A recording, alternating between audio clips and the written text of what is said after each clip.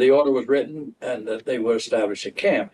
Colonel Bradshaw had asked me to help, and with Milton Beckwith and myself and Colonel Bradshaw, we reconnoitered the various parts of it. Good enough for a place to have a camp.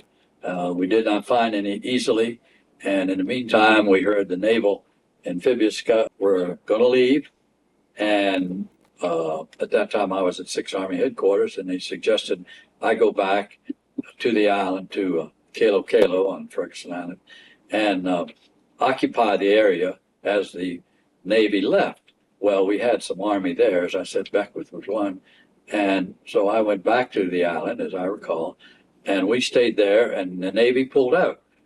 Bradshaw did come over, Colonel Bradshaw did come over and talk to the Marine Major, I believe, commanding, and said, it would be nice if you would leave your tents, your kitchen, whatever you can.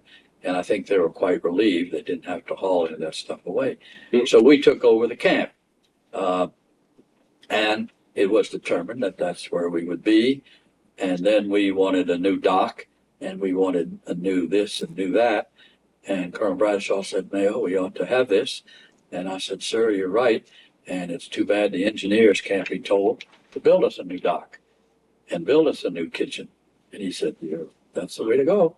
So the order was issued that the headquarters engineer of 6th Army would see that a new dock was built.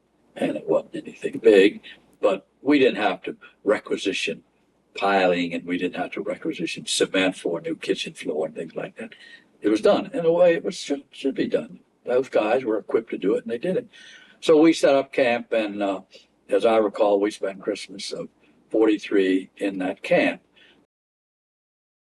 Having no TOE or no table organization and equipment, it made it a little funny because I could get for the school what was available.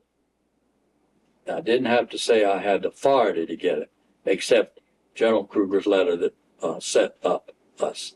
So I would go and try to get some rubber boats, and I had to get 6 of them.